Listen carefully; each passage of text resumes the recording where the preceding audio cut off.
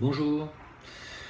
Donc j'ai décidé de refaire une partie de mes vidéos depuis le début parce que nous avons été perturbés par une petite gang de trolls qu'on appelle le gang des pouces rouges et qui, à coups de milliers, de pouces rouges sur toute ma chaîne, ont littéralement flingué mon référencement. Donc j'ai décidé de supprimer les vieilles vidéos, de les remettre à jour et de les refaire sur celles qui me paraissent les plus majeures, hein.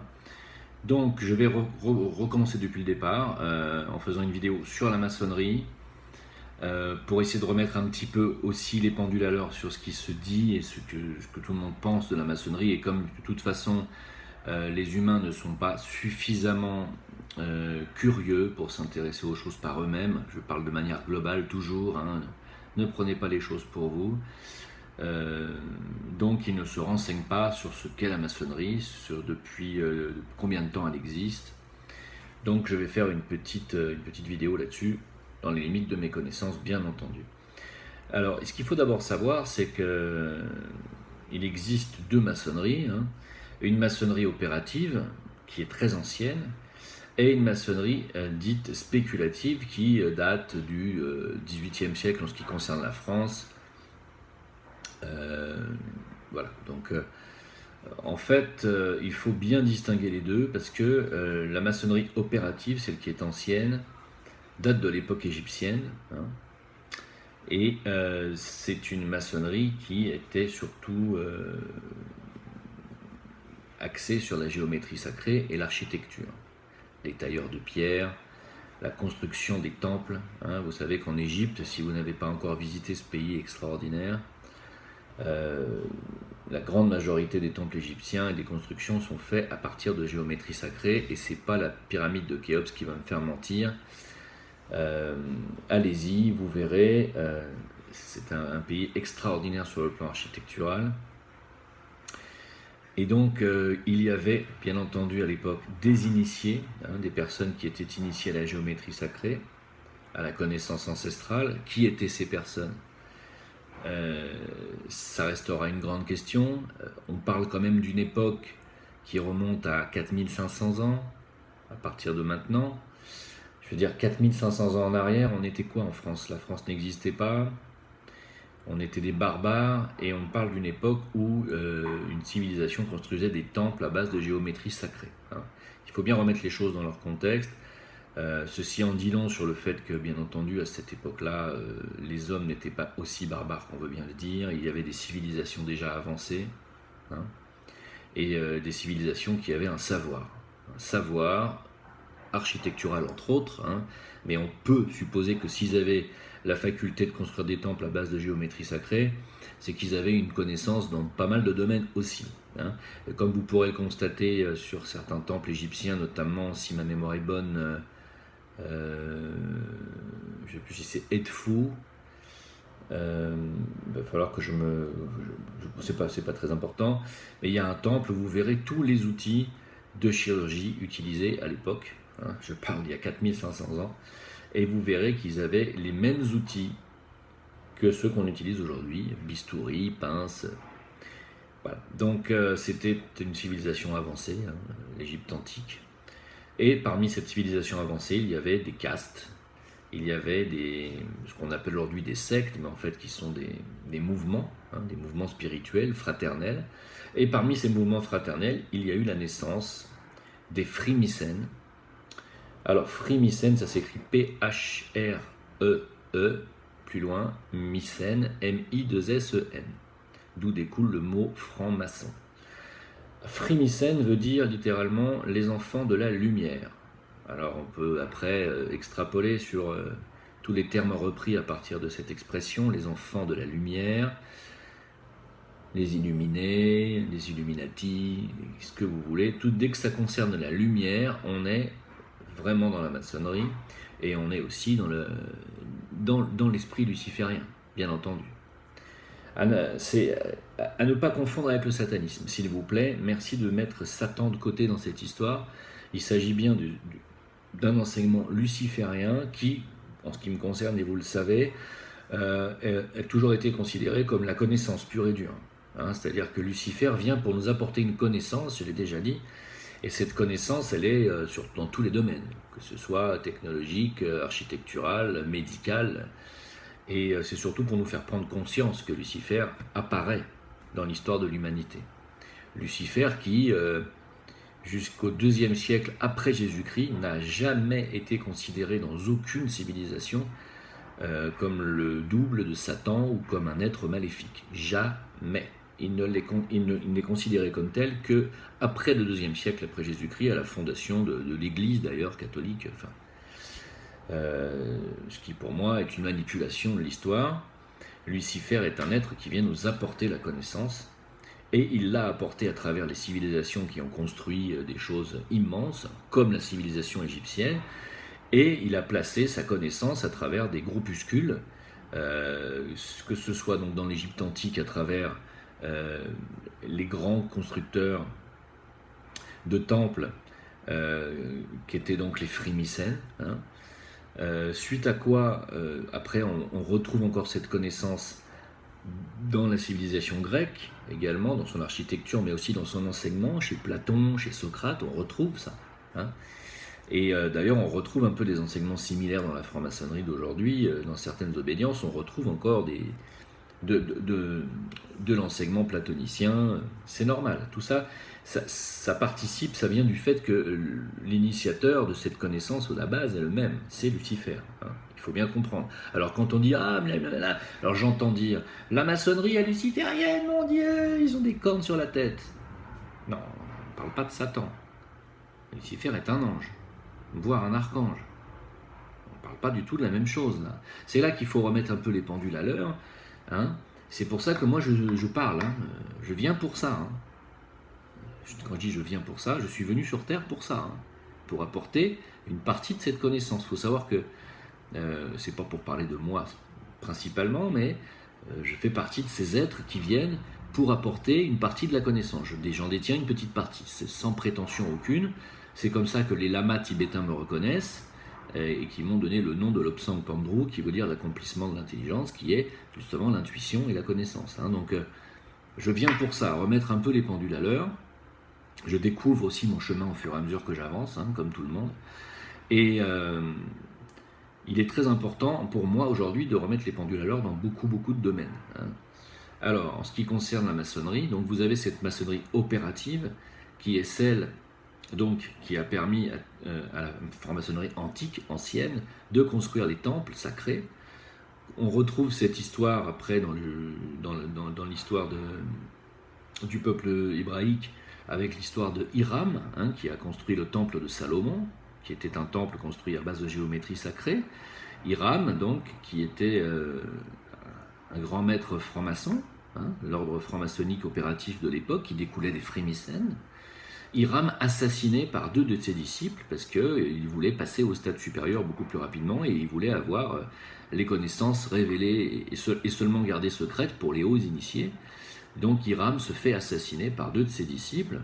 Donc on peut déjà parler à cette époque, et quand on parle de temple de Salomon, on remonte quand même à 1000 ans avant Jésus-Christ, hein, donc ça fait 3000 ans à partir d'ici.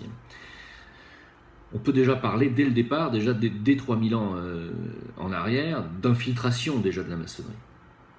Déjà.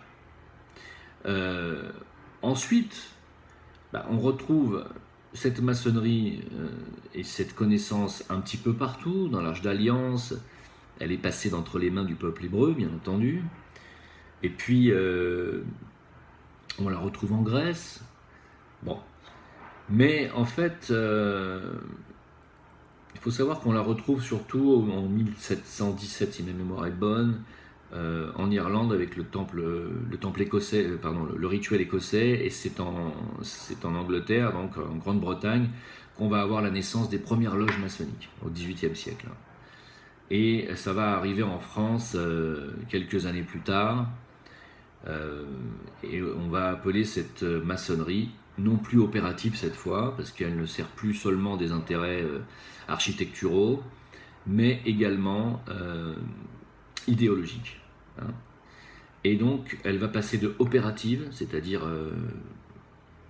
à l'aspect constructeur des formes, par l'architecture, le taillage de pierre, etc., elle va passer de donc opérative à spéculative, où là on va être beaucoup plus dans l'idéologie, qui va être de construire aussi son temple intérieur. Ça va devenir une philosophie de vie, de construire soi-même son temple intérieur, et de développer son troisième œil, qui est l'œil de l'intuition, qu'on va retrouver toujours en permanence au sommet de la pyramide. Et cet œil qui voit tout n'est pas, contrairement à ce qu'on croit, l'œil de Satan. C'est votre troisième œil. Il s'agit de notre propre phare intérieur, celui qui nous éclaire de l'intérieur et qui nous permet d'avoir cette intuition et accès aux mondes intérieurs, par la connaissance, bien entendu. Il ne s'agit pas d'un œil qui voit tout, qui est l'œil du mal. C'est pas ça, l'œil dans la pyramide. C'est votre troisième œil. C'est ça le symbole de l'œil. Donc, n'y voyez pas toujours systématiquement des choses mauvaises. Le problème est que, effectivement, et là on peut le dire, est que la maçonnerie du XVIIIe siècle, qui a débarqué en Grande-Bretagne et en France, ont vu des infiltrations, infiltrations d'êtres, de personnes mal intentionnées ou bien intentionnées, ça c'est à vous de voir, c'est l'histoire qui doit juger de ça, mais qui ont formé des loges, comme les Illuminati de Bavière ou les Illuminés de Bavière, qui ont décidé de changer le monde, qui décident depuis ce temps-là d'ailleurs de continuer à changer le monde, par des dictatures, par des coups d'État, par des révolutions. Bien entendu qu'on les retrouve là. Par exemple, la Révolution française est un coup d'État des Illuminati, il faut le savoir. Il suffit de se renseigner, pour ceux qui ne me croient pas, renseignez-vous, c'est assez simple de trouver les références. Et qui retrouve-t-on derrière les Illuminati? On retrouve toujours des êtres appartenant à une certaine communauté. Alors, ce qu'il faut savoir, c'est que il y a aussi une maçonnerie purement juive, qui s'appelle le Bnei Brit, qui est une très très vieille organisation juive, qui est d'ailleurs, je crois, la plus vieille organisation juive du monde, dont Simone Weil faisait partie, dont Edmund Freud faisait partie. Et c'est le Bnei Brit aujourd'hui qui, par exemple, tient en son sein des gens comme Attali, qui sont des grands décideurs.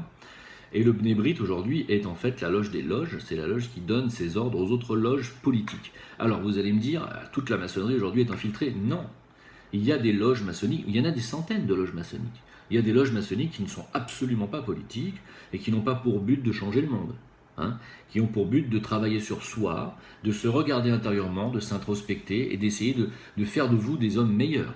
Il y a des loges comme ça aussi.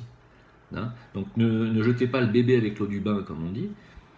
Moi je ne suis pas franc-maçon, je n'ai jamais voulu y rentrer, même si j'ai été parrainé plusieurs fois. Je n'ai jamais voulu, parce que je pense qu'aujourd'hui effectivement la maçonnerie est infiltrée et ça ne m'intéresse pas. Mais vous pourrez quand même, si jamais ça vous intéresse et que vous avez l'occasion de vous faire parrainer, rien ne vous empêche d'y rentrer et d'étudier jusqu'à ce que ça vous apporte des choses, et puis peut-être de quitter le jour où vous trouvez que non, ça ne vous apporte plus rien. C'est pas... Chacun doit faire son expérience. Moi, j'ai toujours refusé parce que c'est ma propre intuition qui me l'a toujours dit. Voilà, j'ai pas eu besoin de cet enseignement-là, j'ai eu besoin d'autres connaissances, mais pas de celle-là. Bon, ça c'est personnel. Et il y a effectivement des loges comme le Grand Orient de France ou le GLNF, la Grande Loge Nationale de France, qui sont des loges politiques dans lesquelles on va retrouver des hommes politiques comme Macron, etc. Mais ces loges-là obéissent au Bnei Brit, qui est la loge juive, la loge des loges. Voilà, il faut le savoir. Et je voulais remettre ça au goût du jour, dans l'ordre, comprendre que tous les gens qui sont francs-maçons ne sont pas des gens qui sont sataniques. Il y a même des gens qui sont francs-maçons qui n'étudient absolument rien, ils n'étudient pas la géométrie sacrée, ils sont là-dedans parce que pour eux c'est un genre de confrérie qui leur apporte soutien. Il y a beaucoup de gens aussi qui sont dans la maçonnerie pour ça, par intérêt aussi, mais parce que ce sont des réseaux, et ce sont des réseaux dont se servent bien entendu des personnes pas toujours bien intentionnées, des réseaux d'influence.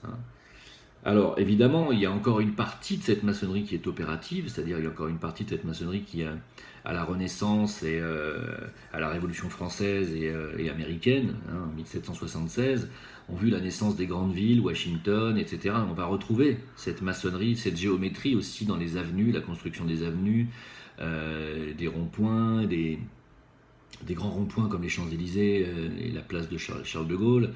On va retrouver des géométries sacrées, on va retrouver toujours systématiquement une connaissance dans cette architecture qui bien entendu découle de là, hein, de cet enseignement qui vient de l'époque de Memphis. D'ailleurs, il y a aussi une loge qui s'appelle Memphis Misraïm qui est à la base sur l'architecture, les tailleurs de pierre, etc. Mais on s'en éloigne aujourd'hui de tout ça, mais elle existe encore, cette maçonnerie opérative. Bien entendu que cette connaissance n'est pas perdue, qu'elle existe encore dans certaines maçonneries, et qu'on se sert encore de cette connaissance-là pour construire certains temples, comme par exemple la pyramide du Louvre, Beaubourg, etc. Bon, Mitterrand était tout à fait au fait de ce que je suis en train de vous dire. Et Macron aussi, bien entendu, Macron qui a été intronisé, rappelez-vous, le jour de son élection, avec la pyramide, et l'œil juste au-dessus de sa tête, hein, souvenez-vous, pour nous faire bien comprendre, et pour ceux qui comprennent et qui voient, que la maçonnerie est bien entendu encore présente dans le monde en politique, et qu'elle est en train d'apporter un nouvel ordre mondial. Et ce nouvel ordre mondial n'est pas le nouvel ordre mondial de tous les êtres éclairés. Hein. Il faut comprendre que ce nouvel ordre mondial maçonnique qu'on nous impose maintenant en France, en fait, quand la maçonnerie a pris le contrôle de la France avec la décapitation de Louis XVI, il y a eu des rituels sanglants qui ont été faits. Le massacre de beaucoup de curés, de prêtres, d'évêques. On a aussi arrosé le peuple de France avec le sang du roi Louis XVI. Quand sa tête a été coupée, il y a un mage, je ne sais pas qui était cette personne, qui a pris la tête du roi et qui a inondé le peuple français du sang de Louis XVI. Donc, c'était un rituel déjà de magie. Hein. Donc, on peut parler d'infiltration de la maçonnerie par la grande loge que moi j'appelle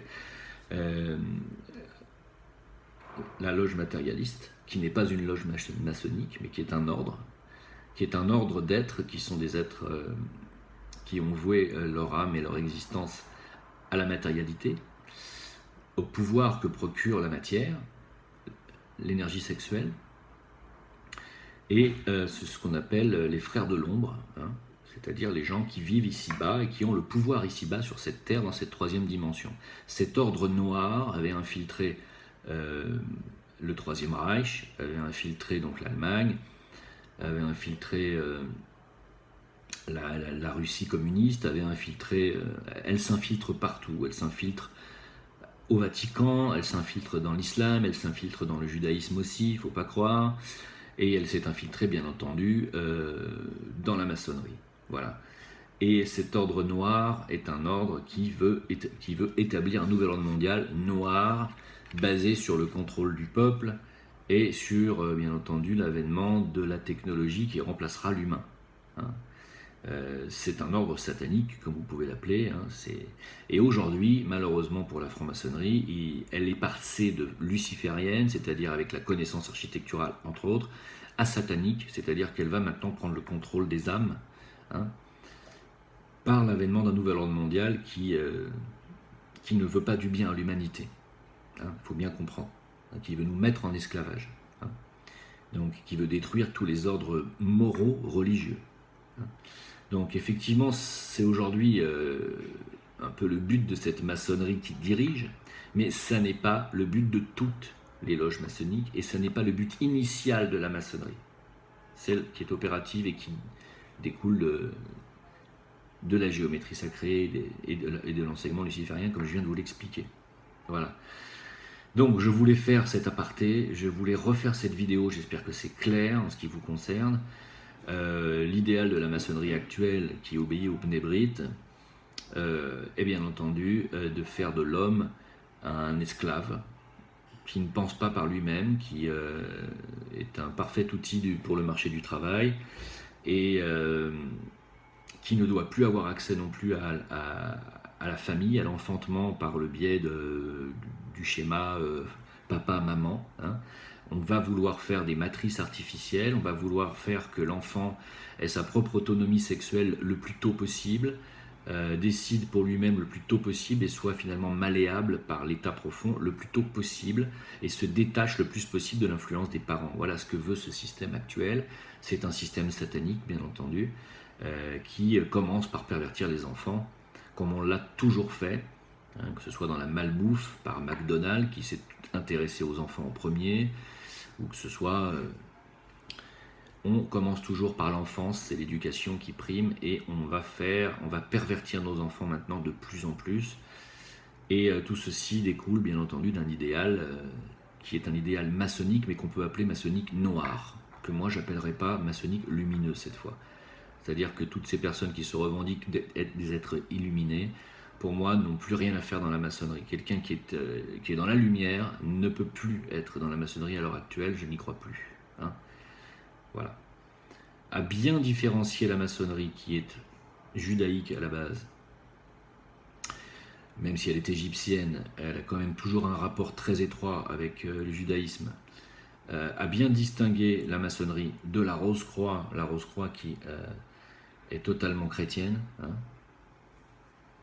Les gnostiques également aussi, ou les manichéens, hein, rien à voir avec la franc-maçonnerie. Ne confondez pas tout, sachez que bien entendu l'ordre des Rose-Croix a également aussi été infiltré, ce qui ne veut pas dire que toutes les obédiences Rose-Croix sont à jeter à la poubelle, certainement pas. Je vous conseille toujours de lire du Max Heindel, vous y comprendrez énormément de choses. Et puis cet ordre noir a infiltré le Vatican par l'Opus Dei, bien entendu, et nous cache la vérité, infiltre bien entendu l'islam, en faisant un islam meurtrier, et puis bien entendu a infiltré aussi le judaïsme. Ça, c'est clair qu'il y a deux sortes de judaïsme, hein, le davidique, le noachique, c'est pas la même chose. Voilà. Mais écoutez, on va se retrouver sur d'autres vidéos, puisque je vais toutes les refaire une par une. Je vous remercie pour votre soutien. N'oubliez pas de liker, de vous abonner. Pour vos questions, vous pouvez venir sur Facebook à Jim Le Veilleur, VK Jim Le Veilleur, et sur les Discord, le lien s'affiche en bas. On peut toujours discuter de tout ça tous les lundis. Je vous souhaite une bonne continuation. Merci à vous. Et pour ceux qui veulent tiper et me soutenir financièrement, mon Tipeee, le lien s'affichera en bas et je vous remercie d'avance. Au revoir.